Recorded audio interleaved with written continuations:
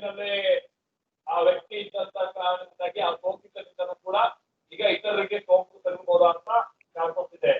ಈಗ ಕಾರ್ಪೊರೇಟರ್ನು ಹೇಳ್ಕೊಂಡೋಗಿ ಎಲ್ಲರನ್ನೂ basic understanding of you ಇನ್ನೂ ಮಕ್ಕಳ 15 ದಿವಸ ಈಗ ಆ ಸೋಂಕಿತರಿಂದ ಇನ್ನೂ ಎಷ್ಟು ಮಂದಿಗೆ ಅನಾಹುತ ಆಗಿದೆ ಗೊತ್ತಿಲ್ಲ.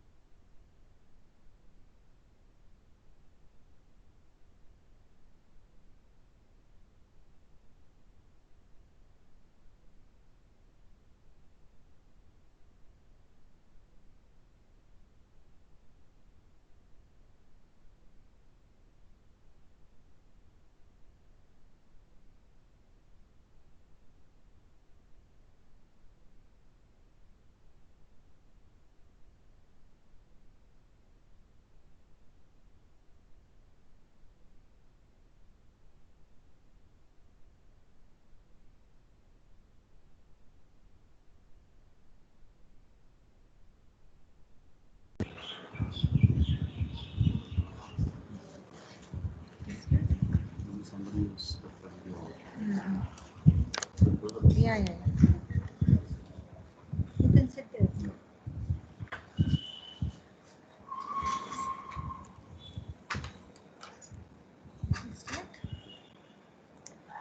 Good afternoon, everyone. I am Dr. Pallavi Prasad, fertility consultant at Nova IVF Fertility, Basveshwanagar, Bengaluru. I'll be taking you through the fourth topic of the ART training program, that is regarding the embryology lab. So we will go through the basic understanding of an IVF embryology lab as well as the advanced techniques in ART.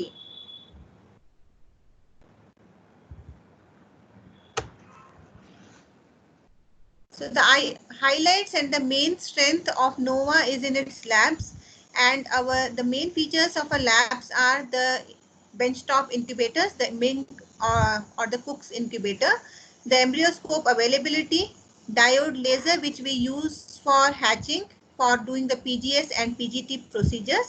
We also do the testicular biopsy, egg donor cycles, sperm donor cycles, pre-implantation genetic screening, and also the oocyte vitrification, which is introduced for the past 2 years, and we are successfully running the program for freezing the oocytes for either the social purpose or for patients with any cancer. So our labs are having the modular labs. In-house team of clinicians and embryologists are always there. We are always in collaboration with internationally renowned chain of IVF clinics, and technically and experience updates are always there with the embryologists available. This is a sneak peek into our IVF operation theater. This is the table where we perform our OPUs, egg collection. And this is our embryology lab with its workstation and the incubator. You can see the micro manipulator there, and the next is the carbon dioxide HeRa cell incubator. These are the other type of incubators which are known as the benchtop incubators. I will go into detail when we use these benchtop incubators and when we use these carbon dioxide incubators. See, benchtop incubators are always having a supply of medical grade triple gas. That means it gives us a mixture of 6% carbon dioxide, 5% oxygen, and 89% of nitrogen always. And these benchtop incubators, in one compartment, we can put the embryos of a single patient only. And hence these benchtop incubators are used for embryo culture, because, and the reason why we want to keep the oxygen level so low as 5% is the main embryo development before implantation happens inside the fallopian tubes, the tubes of the patient. The fallopian tubes have got hypoxemia. They do not have the same oxygen saturation of 21% which is there in the atmosphere. In the fallopian tube, the level of oxygen is very low to the tune of around 5%. And hence, physiologically, scientifically, if you see, the embryo culture happens better if you keep the oxygen concentration low to 5% rather than giving them the atmospheric oxygen of 21%, because anatomically, physiologically, God has made the tubes with the hypoxemia, and hence embryo culture up to blastocyst stage gives us better results in the benchtop incubators. One thing, because of the oxygen levels are low. Second thing, if you want to take out and assess the embryo of a single patient, if you use the big carbon dioxide HeRA cell incubators, the humidity, the temperature, the air gas mixture and their proportion, everything gets distorted for the time that the door is open. So if you want to take out for one patient, it affects actually the embryo culture and the environment of the incubator for all the embryos. Whereas if you are using these benchtop incubators, you can open the small door for a single embryo, take out the embryo, assess the embryo, or change the dish media and then replace them back without affecting the embryos of the other patients. So these benchtop incubators are mainly used for embryo culture, whereas these large incubator, what you are seeing is the carbon dioxide incubator, and mainly we use it for the calibration of our media, be it the oocyte pickup media or the culture media. So these are used for keeping the media, and these benchtop incubators for culturing the embryos. See, this is how the incubator looks from inside. The left side is the carbon dioxide incubator with a single door, and it's a huge incubator. The main problem is if you open the door of the incubator, the carbon dioxide, the oxygen level, the humidity, temperature, everything gets affected for all the shelves. Second thing, the oxygen level is atmospheric oxygen pressure of 21%. Rather than the desired oxygen saturation that we want for embryo culture, which is available in the Cook's media. The right side is a Cook's mink media, mink cultures, where the oxygen concentration is only 5%. You can place the embryo in a small door, and for a single patient, only one door needs to be opened up without disturbing the embryos of other patients. Now coming to the most important procedure of our IVF lab, which is the oocyte pickup. So once we trigger the patient for the oocyte pickup, this is the left side is showing the ultrasound scan, how the follicles look when we are going for doing the oocyte pickup. This is the OPO needle. There are two types of OPO needle available, single lumen and double lumen. However, we prefer to use the single lumen needle because technically speaking, and so many RCTs have come out telling that flushing of the follicular fluid using the double lumen needle does not give any benefit of additional oocytes retrieved, and hence we go for the single lumen needle only. Down is the picture again showing where do we prick the vaginal fornix to enter the follicles in the ovaries. And right side is the embryologist screening the follicular fluid to retrieve the COCs, that is the cumulus oophorus complexes. This is how the ovum pickup happens. Now this is the video for doing the transvaginal oocyte pickup. You can see that the needle is coming from above and it is entering inside a follicle, and it is very much placed in the center of the follicle. We always see to it that the tip of the needle is always under vision so that we do not go and prick any other pelvic organ structure inadvertently. Once we complete the follicular fluid aspiration from one follicle, then we adjust our probe and enter into the center of the second follicle. This is how one after the other we aspirate all the follicles of one ovary, and then we proceed on to the other ovary. So this is the video showing. The main purpose is to show the video is that the tip of the follicular, the oocyte pickup needle should always be under vision. One thing that you will not go and prick any other organ inadvertently. Second thing, you will aspirate the entire fluid, because sometimes we have to really adjust the follicular pickup needle, because it goes and touches the wall of the follicle, and then the sister will tell that actually the fluid is not coming, but fluid will still be there in the follicle. So you have to adjust and get the tip again into the center of the follicle so that there is no fluid remaining inside the follicle once you finish off the aspiration. Otherwise, you might leave some oocytes inside the follicle without aspirating them. After doing the follicular fluid aspiration, these are the test tubes in which we give the embryologist our follicular fluid, and these are the petri dishes on which the follicular fluid is poured, and then the follicular fluid is examined under the microscope. So these blackish structures what you are seeing is known as a COC, that is a cumulus oophorus complex. So this cumulus oophorus complex contains the dark color is the oocyte or the egg, and the surrounding are known as cumulus oophorus cells and the corona radiata. All these cells at the time of ovulation actually come out along with the egg, and in the same manner when we aspirate the fluid also, not just the egg comes out, but the egg will be surrounded by all other cells which are known as cumulus oophorus cells and the corona radiata.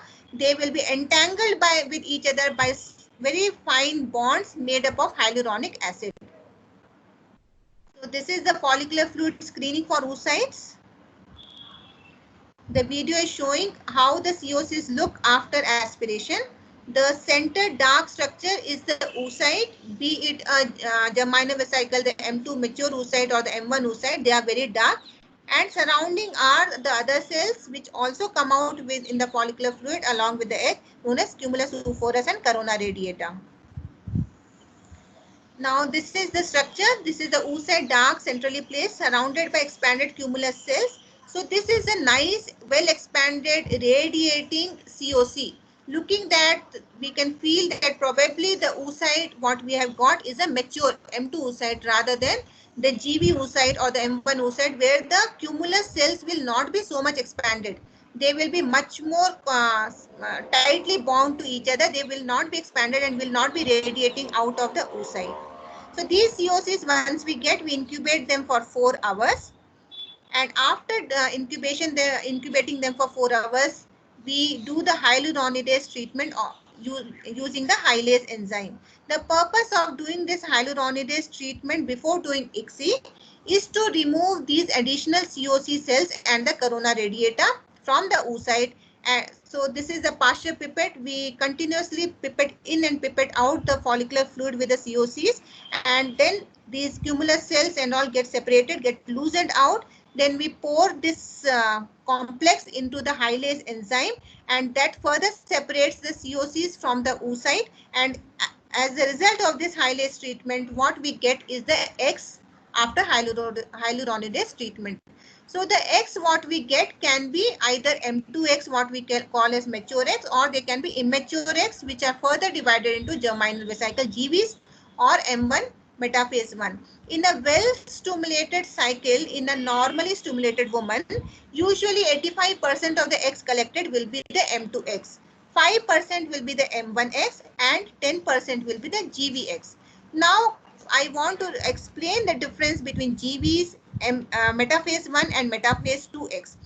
See, when a woman is born, when the female child is born, we tell that she is born with around 1 to 2 million eggs. So these eggs are actually arrested in the diplotin stage of prophase 1 of metaphase 1.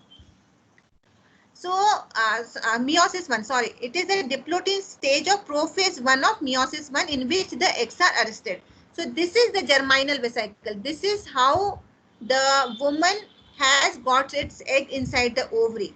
This GV is characterized by a nucleus, well-defined nucleus, and a prominent nucleolus. And there is no polar body in this germinal vesicle. Once we start the procedure of ovulation and the ovulation is happening, this GVBD will happen. Germinal vesicle breakdown will happen. The nuclear membrane will break down and it will become indistinct. So this is the metaphase 1. In metaphase 1, there has to be a meiotic spindle present at the equatorial plane, which cannot be seen by the regular microscope. We need to use a polyscope to see the meiotic spindle. So this M1 has got a meiotic spindle. There is no nuclear membrane. There is no germinal vesicle, what we want to say. There is no polar body. This is metaphase 1. What happens in metaphase 2, what we call it as a real mature oocyte? There has to be a polar body. There should not be any nucleus. And if you use a Paul scope, what you will see, there will be a meiotic spindle of meiosis 2 just adjacent to the polar body. So these are the characteristics of a metaphase 2 mature oocyte. There has to be a polar body. There should not be any nucleus inside. And if you use a Paul scope, there has to be the meiotic spindle of meiosis 2 of metaphase 2. Now, this is a picture which is showing the denudation of the cumulus and the corona cells from oocytes. So once we hold the oocytes,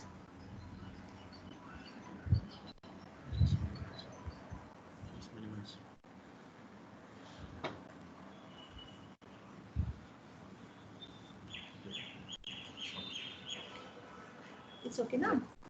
So this is the cumulus COC complex with the oocyte inside. Once we denude the COC, these are the M2 oocytes what you are seeing. So these are the oocyte with the polar body adjacent to that. This is the mature oocyte, what we call as M2 oocyte.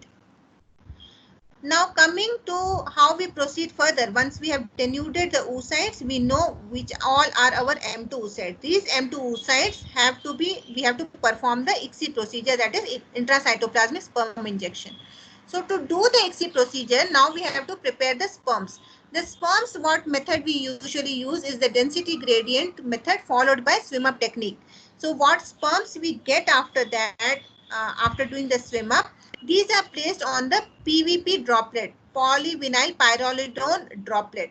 So this is a very sticky media, so that decelerates the sperm. Sperms cannot move faster, and then it helps us in manipulating the sperm. So we can assess the sperm morphology, we can aspirate the sperm, we can immobilize the sperm in this PVP media.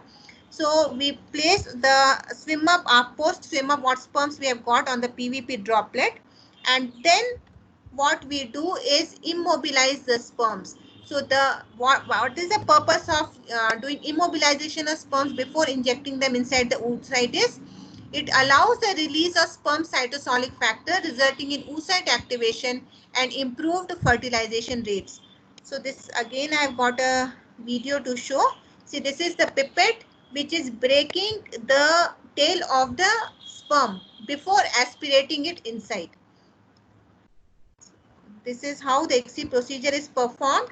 So there is a holding pipette, there is an injection pipette. The polar body is placed at 12 o'clock position or 6 o'clock position, thinking that the meiotic spindle will be adjacent to the polar body. So this is the ICSI procedure. This is how we kink the tail of the, or cut the tail of the sperm so as to immobilize it. Then we aspirate the sperm, and then we again position the sperm so that its tail goes inside first and then the head goes inside. Then this is the egg positioning. This is the holding pipette. The sperm is there inside the injection pipette. The polar body is placed at 12 o'clock position, away from the injection pipette, so that by mistake also we do not go and prick the meiotic spindle of meiosis 2. Then after positioning them in this position, then we will come from 3 o'clock position with the sperm inside the injection pipette. We will go deep inside, just past the center of the oocyte, push the sperm inside and then come out. That should cause a cytoplasmic break. It's going past the center, but it should not touch the other end of the oocyte also. Otherwise, the oocyte will degenerate immediately. This is how we have placed the sperm, and then we come out. After coming out, there has to be a funnel shaped depression, which is known as cytoplasmic break. So in the center of the sperm, there is the placement of the oocyte. This is the completion of the ICSI of one egg.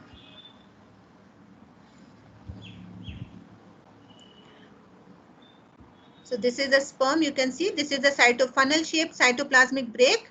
This is the M2 oocyte with the sperm inside after doing ICSI.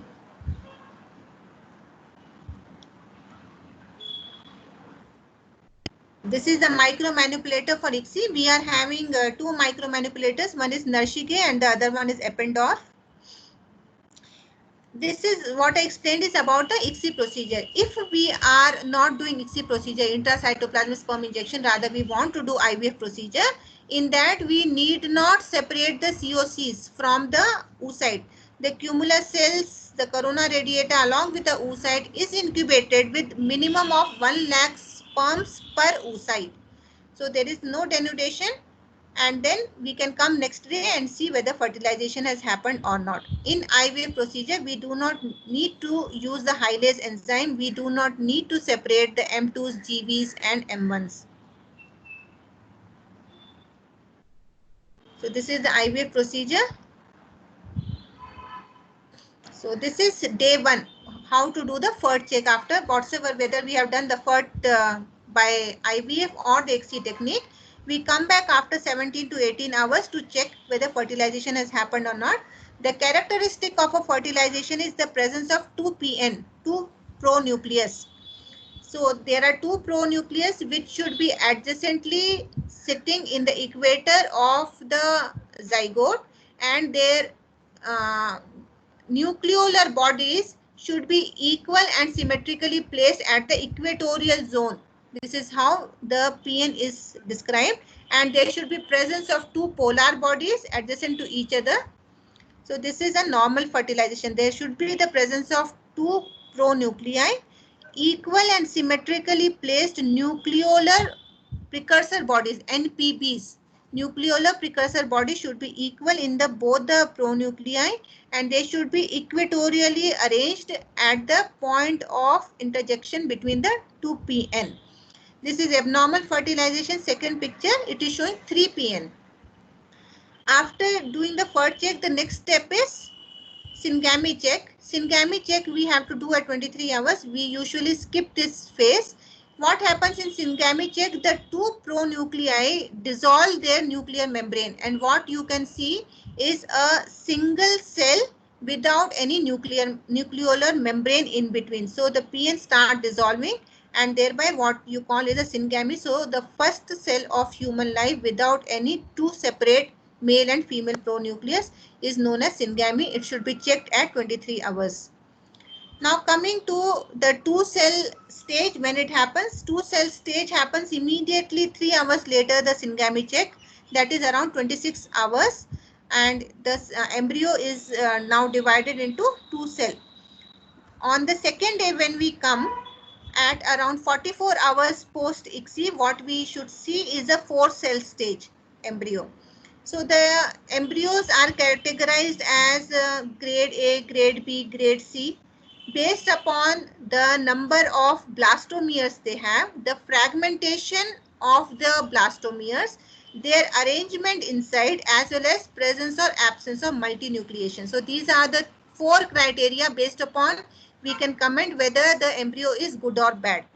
On the third day, that means 68 hours post ICSI, we have to assess for the day 3 embryo, which should be 8-cell stage. The fragmentation should preferably be less than 10%. There should not be a single blastomere with multinucleation, because presence of multinucleation in a single blastomere will make the embryo as C grade, and what we call it as stage specific cell size. The embryo can have not exactly like 8, even a 7-cell embryo is good, even a 9-cell embryo is good, but then their size should be proportionate to each other. So these are the 3 criteria. The cell numbers, blastomere number on day 3 should be around 7 to 9. Fragmentation should be less than 10%. No blastomere should be there with multinucleation, and they should have stage specific cell size. Now 4th day, that means around 68 hours post our ICSI, what we see is a compacting morula. Sorry, not 68 hours, it becomes 92 hours post our ICSI. What we see is a morula.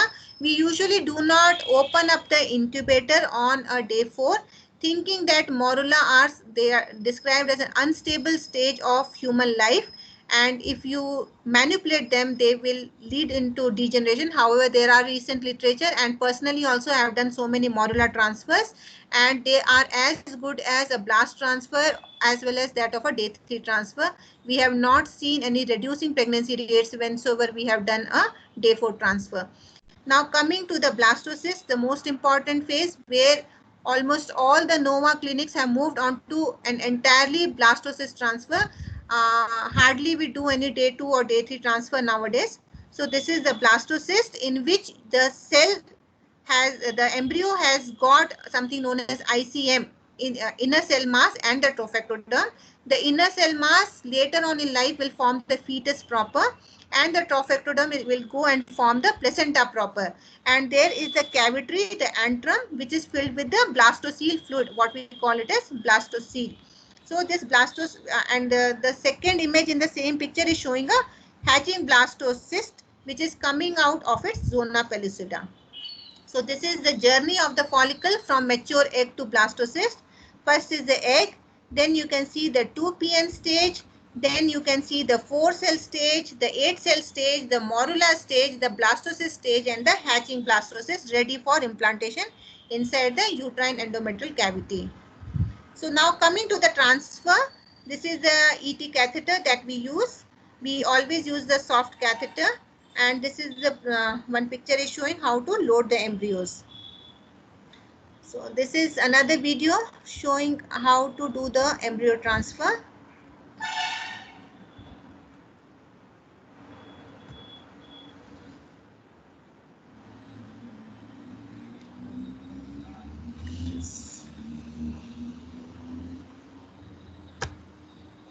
Yeah, so we use the soft catheter. The outer sheath we stop just short of going ahead of the internal os.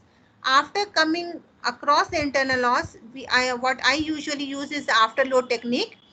So we place the outer sheath just past the internal os, then the embryologist comes with the inner sheath loaded with the catheter, and we place the inner sheath, we go around 1.5 to 2 centimeter from the fundus, and then place the embryo slowly, and then withdraw the inner sheath as well as the outer sheath. So this video is showing the placement of the embryos in the middle of the cavity. The earlier teaching that the closer to fundus you are, the better the pregnancy rates is totally outdated. We have to place the embryos in the middle of the cavity. We should never go closer to the fundus. At least the distance has to be minimum 1 centimeter, 1.5 centimeter, or even up to 2 centimeter from the fundus, to prevent the fundal uterine contractions initiation by placement of embryos. That if the contractions initiate immediately, the embryos will get expelled out. So the main technique, the main focus is to placement of the embryos in the center of the endometrial cavity. So the main purpose of our embryology culture, of the embryo culture, is to result in the formation of the blastocyst.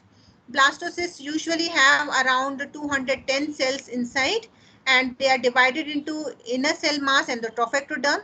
Why we stress so much upon the blastocyst transfer, blastocyst freezing, blastocyst thawing is, one thing, we are selecting the best of the embryos, because only around 25 to 30% of the fertilized PNs can result in the formation of blastocysts. So it is like selection, the best embryo only can reach up to the blastocyst. So obviously you are able to select the embryos, and it therefore gives a higher implantation rate. And because the pregnancy rates are higher with the blastocyst, you can reduce the transfer of many embryos, thereby reduce the chances of higher order multiple pregnancy, like having triplets and quadruplets can be completely avoided if you transfer just 1 or 2 good quality blastocysts, and the embryo transfer goes well. You are almost sure that the patient should become pregnant. Also, not only from the embryo point of view, but also from the uterine receptivity, transferring blastocyst is an additional bonus. Why? Because it gives a better embryo endometrial synchrony. So if you are doing a day 2, day 3 transfer, particularly if you are doing a fresh embryo transfer, the effect of the hormonal stimulation can jeopardize the success rate if you do a day 2, day 3 transfer. However, up to day 5, the results of hormonal stimulation does not last. And even if you do a fresh transfer on day 5 of a good blast, it should give you a pregnancy very well. So that going up for a blastocyst transfer avoids this embryo endometrial asynchrony, which lasts for around 3 days. So we have to bypass these 3 days of asynchrony, which will give us a better pregnancy rate. Now, second thing, because of these hormonal stimulations, there can be a uterine contractility, which can be avoided by day 5 if you are doing a blastocyst transfer, thereby reducing the risk of embryo expulsion. So on one hand, you can better select the best embryo available. So from embryo point of view, blastocysts hence are embryo, they give us a high pregnancy rate. And second thing, even uterine receptivity is better if you do a day 5 embryo transfer. Also, the assessment of blastocyst to tell them whether they are A grade, B grade, C grade, and D grade is very clear. Once they reach up to the blastocyst, you will not get a confusion whether it is a good embryo or it is a bad embryo, because you can see how much cells are going in forming for the ICM and the trophectoderm, how much cohesive are the cells, and is there any degeneration point or necrotic point forming inside the blastocyst. So because blastocysts are much more advanced, much more bigger size embryo, the assessment becomes very clear and you can definitely choose the best of the lot to transfer for the embryo and give them a pregnancy. Now coming to another main skill what our embryologists are very good at is the cryopreservation. Our frozen embryo transfer cycles always run at around a success rate of something like 70% to 80%, and our embryo thaw survival rate is always beyond 90%. So cryopreservation is the cooling and storing of cells, tissues or organs at very low temperature to maintain their viability. It can be done by two methods. One is the slow freezing and one is the vitrification. NOVA, all over the embryology labs in NOVA, we have completely moved on to the vitrification technique. Why vitrification? The name itself tells vitriol. It is something like glass-like amorphous substance formed without formation of ice crystals inside the blastomeres or inside the cells. So slow freezing was the older technique where we slowly reduce the temperature of around 0.3 degrees Celsius per minute. So when we used to do slow freezing, the water inside the cytoplasm or the cytosolic water will form ice, and ice spikes inside the cell, and that can damage the organelles inside the cell. Thereby the survival of the embryos, which used to come after freezing and then warming, what we call thaw cycle, used to be less in slow freezing method. Whereas in vitrification, the temperature drop is to the tune of 2 lakh degrees Celsius per minute. So from a normal temperature of 37 degrees Celsius, the drop up to minus 196 degrees Celsius of liquid nitrogen is to the tune of 2 lakh degrees Celsius per minute. So in such a fast freezing procedure, the water inside the cytoplasm does not get time to freeze as ice.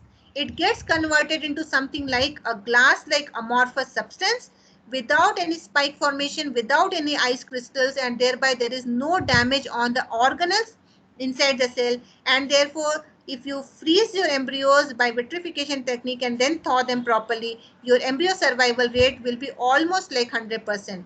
So vitrification is an important tool, and because of the strength of the vitrification and the embryo survival post our vitrification, we are able to run our clinic with 0% OHSS rate. Because patients who are polycystic ovarian disease, once you stimulate, they invariably give you good number of eggs. But the clinicians earlier or elsewhere where vitrification is not so much in use, they fear to freeze the embryos because the frozen embryos pregnancy rates were far inferior compared to the fresh embryo transfer. Whereas in our lab, the vitrification technique is used, the survival rates are very well documented, and hence the pregnancy rates with frozen embryo transfer are very good. Hence, patients who are going in or at risk of developing OHSS, we freeze, we go for an all-freeze cycle and do the embryo transfer later, and thereby because of this technique only we are able to run the clinic with 0% OHSS rate.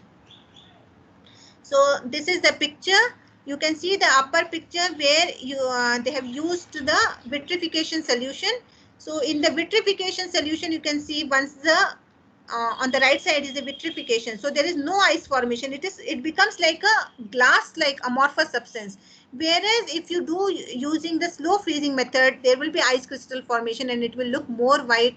There will be more organellar damage, and hence the frozen embryo transfer using slow freeze technique do not give pregnancy rates at par with the fresh embryo transfer. Whereas if you use vitrification, rather we will say that FETs give better pregnancy rates compared to fresh embryo transfers, mainly because of the embryo endometrial asynchrony resulting, which is the result of the super physiologically hormonal stimulation of the ovaries.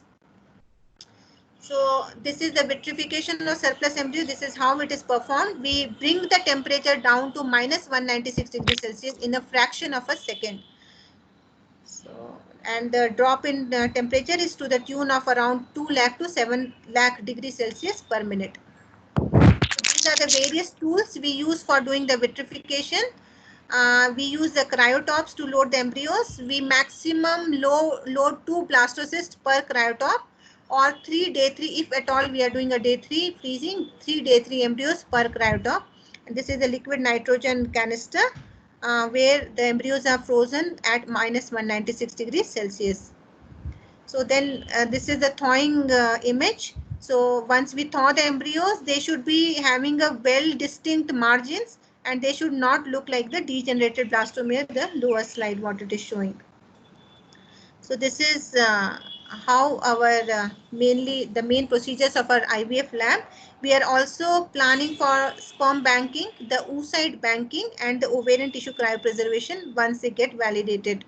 So oocyte banking we are not doing, but definitely we are doing the oocyte cryopreservation for patients who are coming ahead either because they want to go ahead with the egg freezing because of social causes, or if they are cancer patient for oncological reasons. This is one slide about the sperm cryopreservation. We prepare the sperm semen sample using the swim up as well as the density gradient, and then we can freeze the sperm by using the liquid nitrogen method, same at minus 196 degrees Celsius. This is the oocyte and ovarian tissue cryopreservation. Ovarian tissue cryopreservation is still not validated.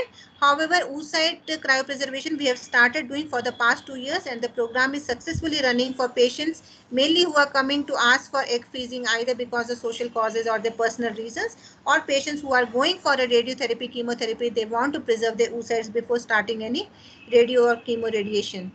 So oocyte freezing is we are taking up, not ovarian tissue cryopreservation.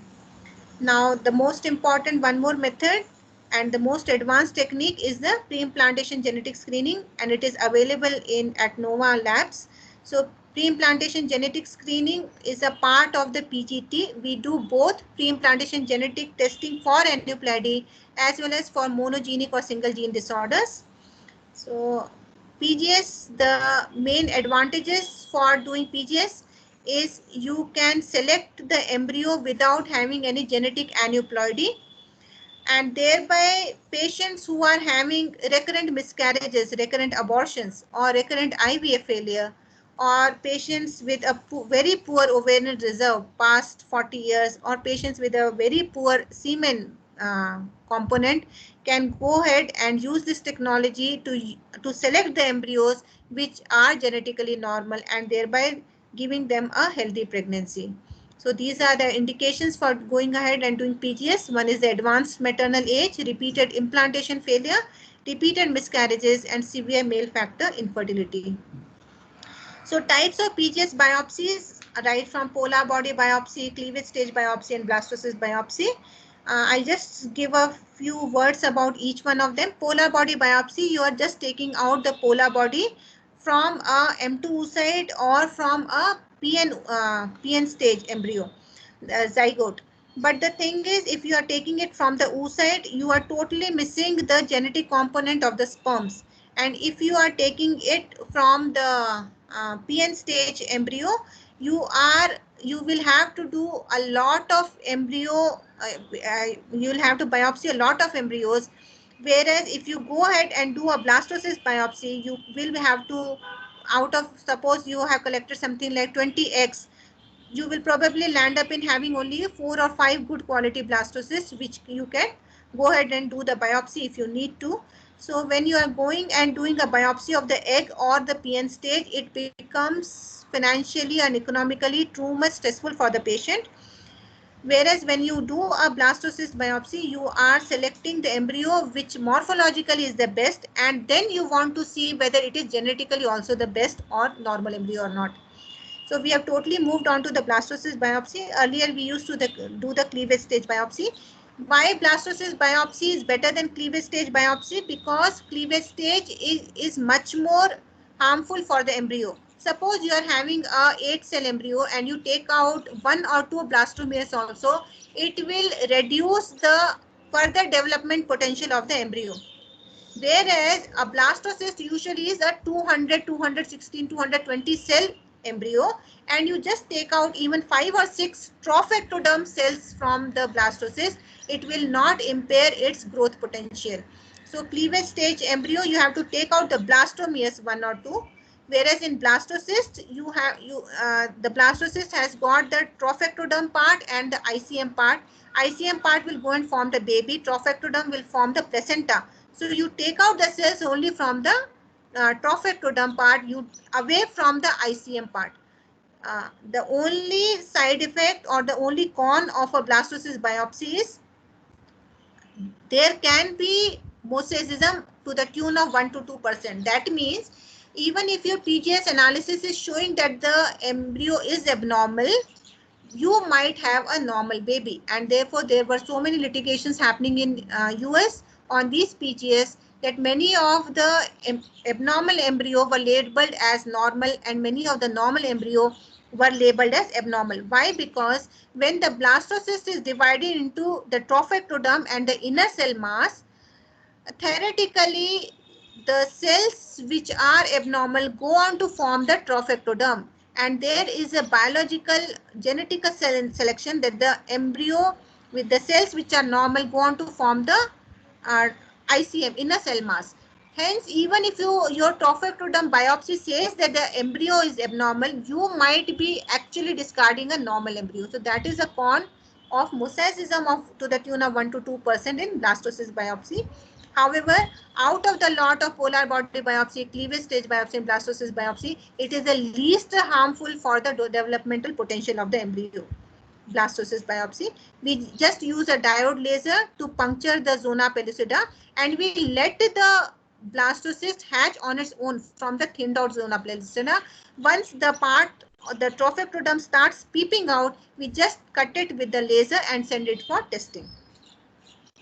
And the analysis of the results can come either as a normal embryo, either it can be a monosomic embryo or a chaotic embryo. Now, one more technology what I was stressing upon is the oocyte vitrification. For the past 2 years, Nova has started doing the egg freezing. So there is an excellent oocyte survival rate after doing oocyte vitrification, and pregnancy rates to the tune of around something like 80% of our oocytes are able to survive the freeze thaw cycle, and later on when we are doing ICSI, they are able to survive this cycle.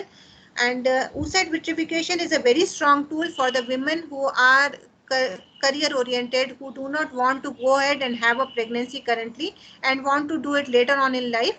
They can come forward and get this eggs frozen between 32 to 38 years. That is the correct time to do the oocyte vitrification, rather than patients who are coming at 40, 42 to do the egg freezing, where the eggs are already genetically abnormal and even the quantity reduces. So 32 to 38 years is the correct time to come ahead and get your eggs frozen in case you want to postpone your pregnancy. And the second category of patients who need this oocyte freezing are the patients who are having cancer of any organ and they are planning to go ahead and take chemo radiation. So prior to starting chemo radiation, they come and get their eggs frozen. So this is the oocyte vitrification. Main purpose is fertility preservation for social reason as well as for oncology reasons. So based upon all these techniques, what we aim for is the improvement in processes and technology, increase in implantation rate, and thereby when we increase the implantation rate, we can transfer fewer number of embryos, just 1 or 2, thereby increasing the take-home baby rate. Thank you. I invite all the guests for any questions.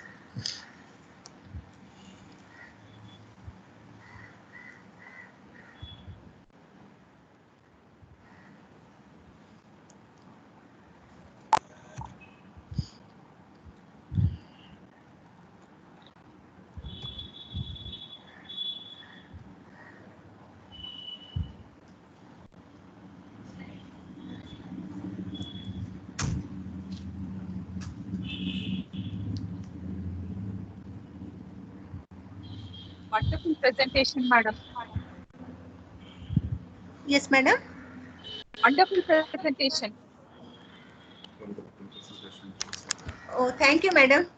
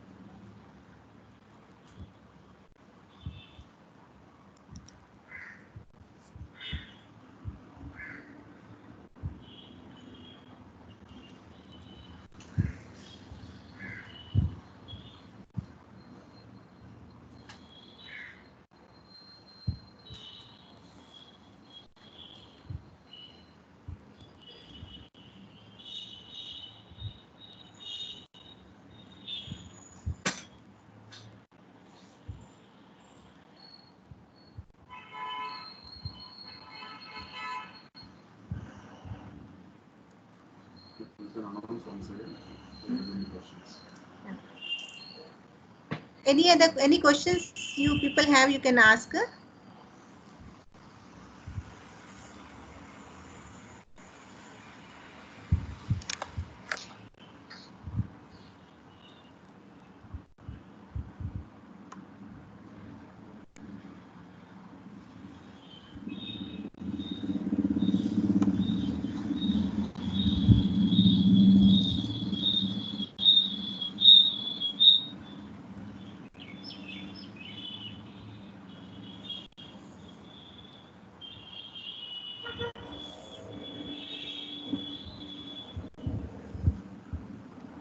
We'll stop there. Huh? Yeah. Thanks a lot. For any further conversation or any queries, you can contact me on my personal ID or my personal phone number. Thank you for joining.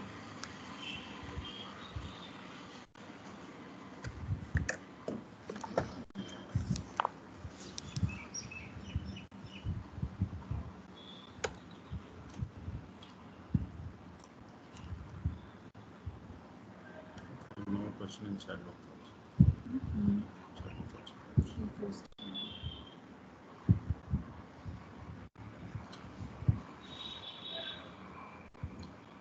We'll just announce it tomorrow, 12 o'clock, fifth day of the session. What is the topic? Special conditions. Okay. Tomorrow is the fifth session of the training program. It is regarding the special conditions in ART and it will be addressed by Dr. Santosh Gupta. Thank you.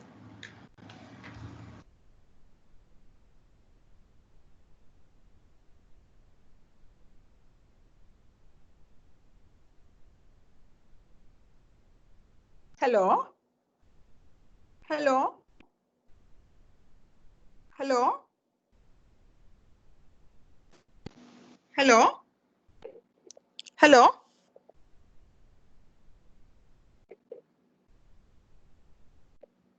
Hello?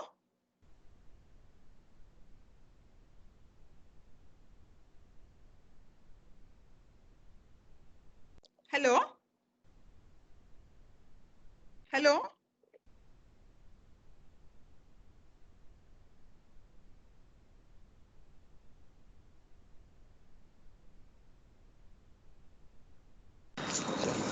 Hello?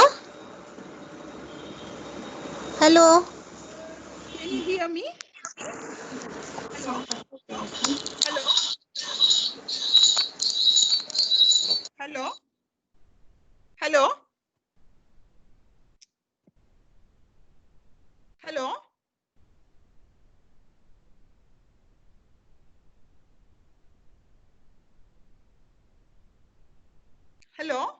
Hello, madam. Tell me, madam. Pallavi, actually you told me that in Nova, only blast transfer. There is no day 3, day 4. Yes, madam. We have totally moved. Not doing. Harini, madam, no. Less. Going for a blast is difficult. No, day 3 transfer will be better, isn't it? Ma'am, day 3, no, madam. You can do the transfer, but you are not selecting the embryo. Our purpose of doing the transfer is giving a pregnancy, no, madam. Sometimes you will see there are 8 to 10 embryologists will come and tell they are B grade nice embryos on day 3. Suddenly on day 5, day 6, they will tell the ICM is very small, it's not good, it's not worth the transfer. So you cannot select the embryos on day 3, madam. No, what I meant is if it is a poor responders, number of embryos are less, do you prefer day 3 transfer or you will go for the blast? Ma'am, blast only, madam. Blast only. Why? Even Because why? Because it helps me in counseling. Ma'am, suppose you tell a patient, I am putting 2 nice B grade embryos inside you, be it day 2, day 3, anything. The patient does not have a pregnancy, suppose. How will you counsel? You do not know because you have put a nice quality embryo according to you. Once you grow the blast only, you know whether it had the potential to form a blast or not. Once you give a blast embryo good quality, no, ma'am, invariably the pregnancy rates will cross 70%. So you know how to take the patient. Suppose she is a very poor responder, AMH of 0.7, 0.8, gives only 2 embryos on day 2, day 3. Now suppose at day 2, day 3, telling it is a B grade nice embryo. Suppose she does not become pregnant. How will I take her further? How to counsel her? Whether to tell her to go ahead and change the donor, to take off a donor embryo or not, we do not know. So once you take to blast only, you know, okay, it is a D grade blast. It didn't reach up to blast. It arrested on day 4. It didn't form a blast. You can counsel the patient. They will be more accepting for your counseling then. Because you're clearly telling them this is the quality of your egg. This is the sperm quality. It has the potential only to grow up to day 2, day 3, day 4, arresting, whatsoever. So then they can take a call whether they want to still try their own or they want to go ahead and use for a donor. But how do you counsel? Like day 3 embryos, you will tell that you will take it to blast and because usually number of embryos are less, they say better put it in the natural environment rather than. Hardly you get 1, 2 or 3 good quality blastocysts for all the patients. So we always tell the patient only the best of the embryo will be transferred. The best of the embryo only will be frozen. If it is a poor quality embryo, we will have a chat across the table telling, particularly when it is a self cycle. No, sometimes you tell the patient it is a C minus embryo, single embryo. They will tell, okay, madam, put. We will see. But they know it is a C minus embryo. The potential is very poor. They will be much more accepting for the results. And then taking them further down the lane will be easier for the consultant. Once we put a good embryo and then pregnancy does not happen, no, then again question will be, shall I try one more cycle with my own, or we have to go for a donor? Even we won't have a clear answer. Even the patient will be confused. Never run at 100%, no, madam. Even if you get A grade embryo, you might not get a pregnancy. Now, the pregnancy has not resulted either by fluke or not resulted because the embryo is not good. How to program for the next cycle? So, once you take to blast, you know it is A grade, B grade I am putting. That means it should give a pregnancy. It's not formed, it's formed a C minus embryo, D grade. Patient insisting, patient is told it's a bad embryo, you want to try, you try. Otherwise, next cycle you go for a donor. So if suppose it fails, it is easier for patient or as well as for the consultant to take a call. Ultimately, patient wants a pregnancy, madam. So I always openly tell the patient, this is your egg quality, this is sperm quality, this is the grade of embryo. What you want to do, you tell. So invariably, if it is self and is a single 1 or 2 young patient, they will tell, okay, madam, you put. Otherwise, patients are okay with discarding bad B-grade embryos and going ahead to the next cycle for donor.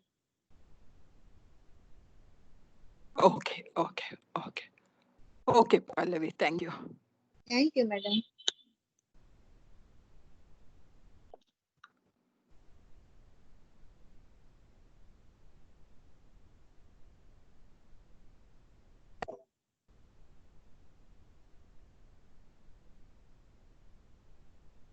Hi, Dr. Raman. You have posted this question about what is the difference between PGS and PGT.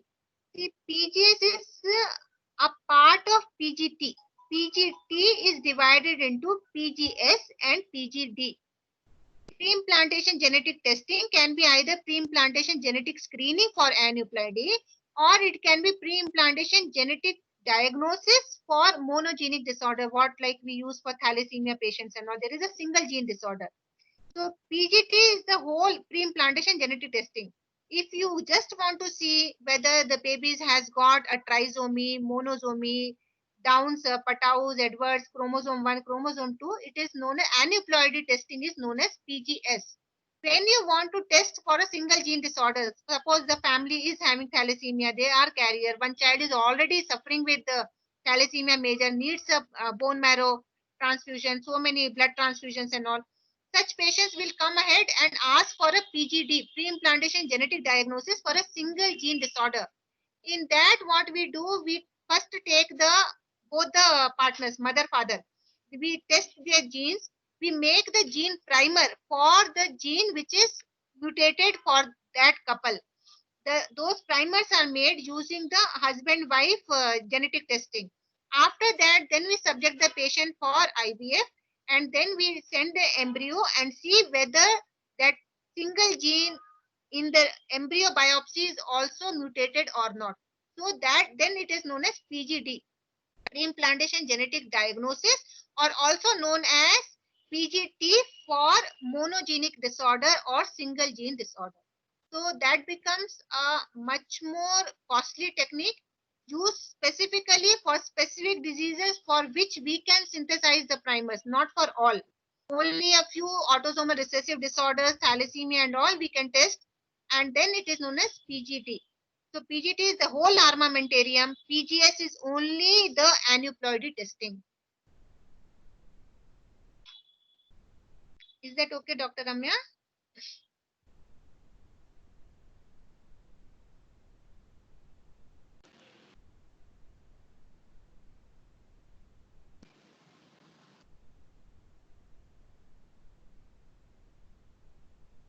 Should have heard, huh? Any other questions?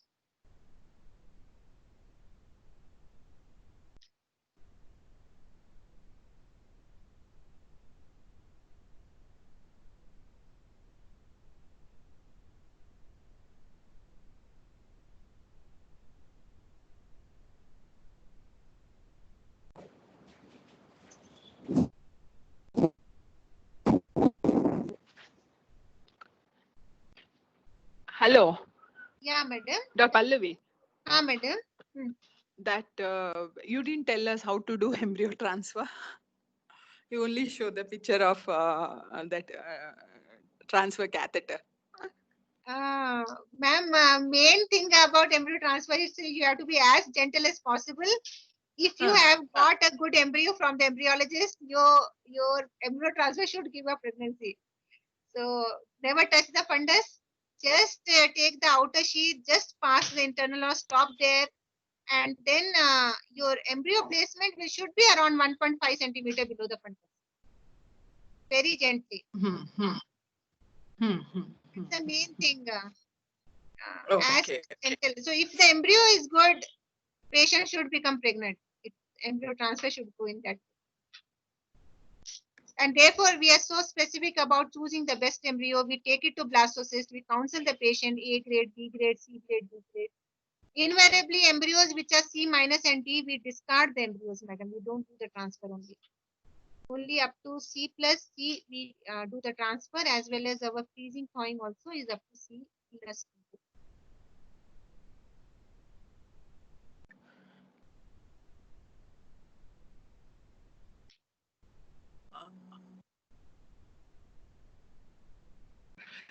In case azoospermia, if it is okay, azoospermia, okay, whatever PESA sample you take it, PESA sample. Okay, in azoospermia, you usually take the testicular or epididymal sample of the sperm, right? Then you do the ICSI, okay? And those embryos, they are the good quality embryos, or how do you expect those embryos? Good quality, madam. All TISA patients conceive. Yes, yes. Unless and until you are doing a micro TISA for non-obstructive azoospermia, TISA will give a pregnancy, madam. TISA, okay. Yes, only in patients who are like non-obstructive azoospermia, where you are doing a micro TISA, you are getting a sperm which is Where not that even Y microsome deletion and all. Yeah, only those are poor patients. Otherwise, TISA, almost all patients conceive, madam. Almost all. Not even a single. There is nothing to worry that uterine artery Doppler has to be checked, and if the Dopplers are not good, cancel the cycle. Because whatever Mahesh said, there is not much of Dopplers in IVF. The other day he was mentioning, like. Yes, madam. No need of doing Doppler at all. At all, is it? Not at all. You have to have a clear picture of a triple layer endometrium. Anything beyond 6 mm, triple layer, no fluid in cavity, we can proceed ahead. Proceed, is it? We don't do Doppler. I don't do Doppler at all. Don't do Doppler, because there are many centers they do this. Dopplers are very, very important, and RIPI of the thing, and PESA embryos means you have to be more careful, like. Ma'am, if you have to cancel the cycle, because PESA embryos we have to be careful like that. So that's why I was little this thing, no? No, madam. Most of my PISA patients are fresh embryo transfers, not even frozen. And Doppler, if it is really a problem, vascularity is a problem, it will result in a thin endometrium also. No? You will not get a good lining, you will not get the thickness. So that seeing the thickness and the pattern itself, we can decide whether we can go ahead and do the transfer or not. If you are getting a nice triple layer, more than 6 millimeter, no need to do Doppler. You can directly proceed and do the transfer. Doppler we never do, madam.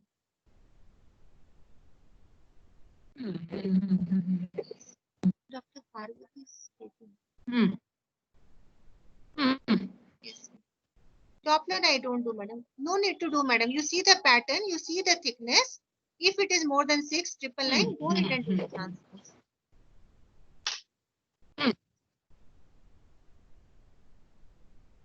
Okay.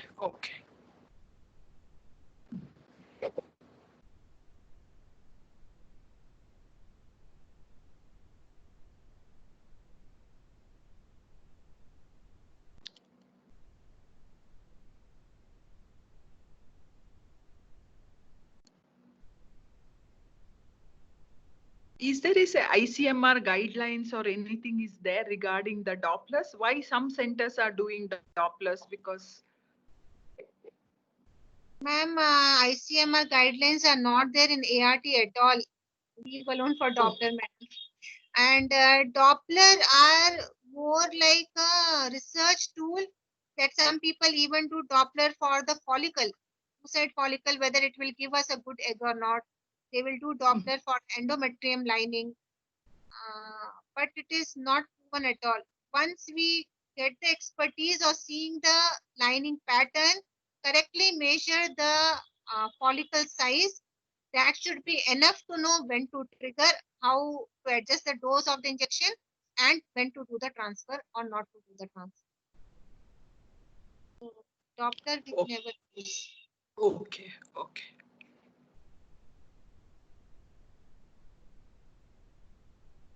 Thank you, Pallavi.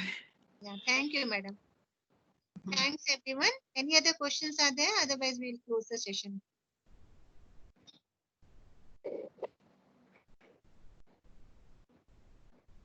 Thank you. Thanks a lot.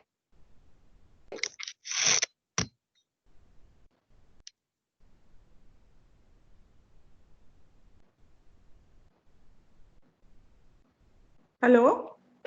Hello. Yeah, madam.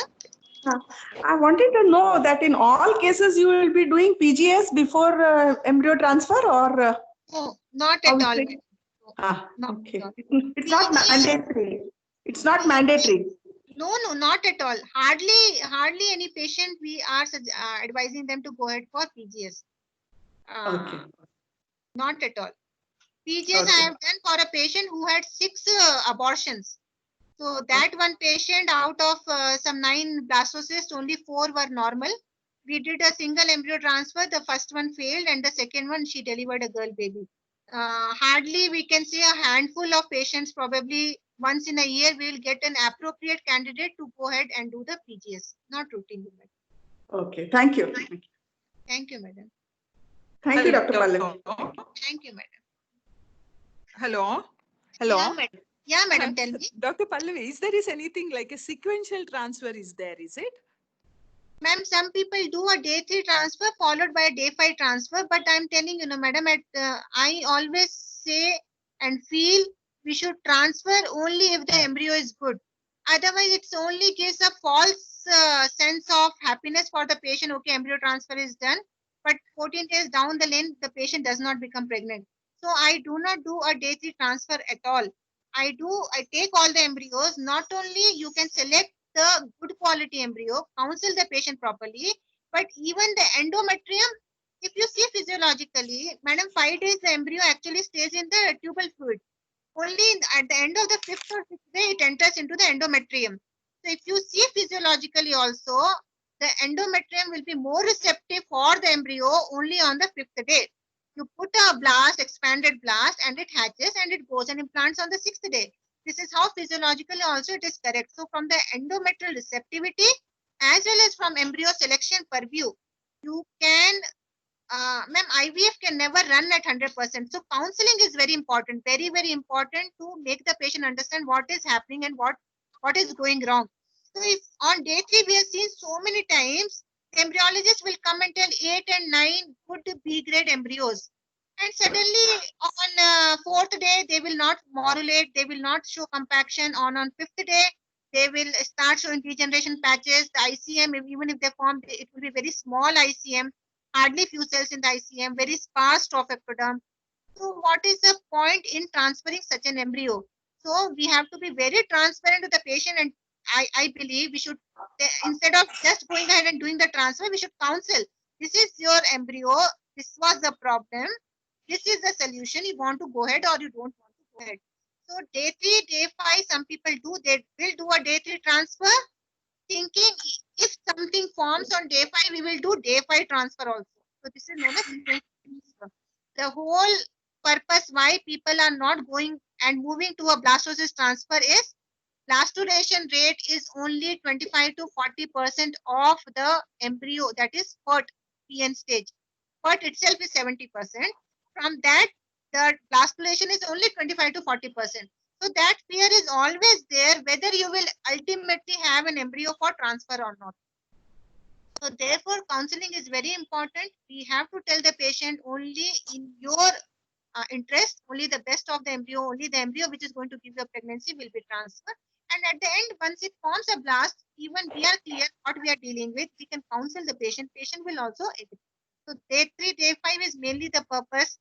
If you do not get a blast, at least you have put something on day 3. So I don't do that, madam. I take all the embryos to blast only, and most of the time in most of my patients, embryologists will tell only single blast, 2 blasts which are B grade or C grade.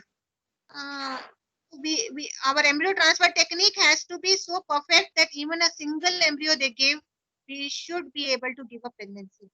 We should not need multiple transfer. Okay.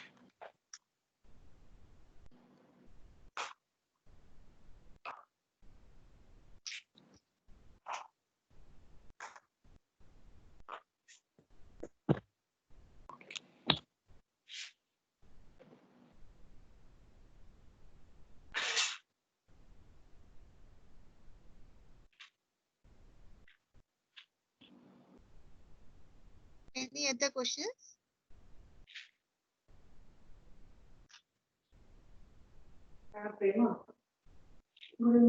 ಇದೇನು ಕಳ್ಸು ಆಮೇಲೆ ನೀನು ಅದನ್ನ bag ತಂದ್ಕೊಡ್ತೀನಿ ನಾನು bag ಹೊರಗೆ just help ಮಾಡಿದೆ Thursday Saturday ತಗೊಂಡ್ಬಾ no problem ಈಗ ನಾನು ಬ್ಯಾಗ್ ತೆಗಿತಾ ಇದ್ದೆ ಅವಾಗ ನೆನಪಾಯ್ತು ಏನ್ವಿ ದೇವಿ ಕಳ್ಸು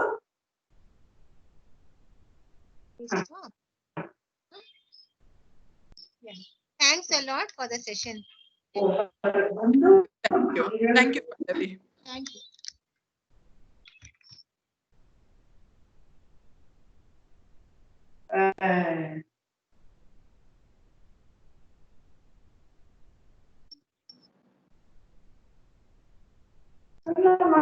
ಬ್ಯಾಂಕಿಗೆ ಟ್ಯಾಕ್ಸ್ ಕಟ್ಟ ಕೊಡ್ಬೇಕು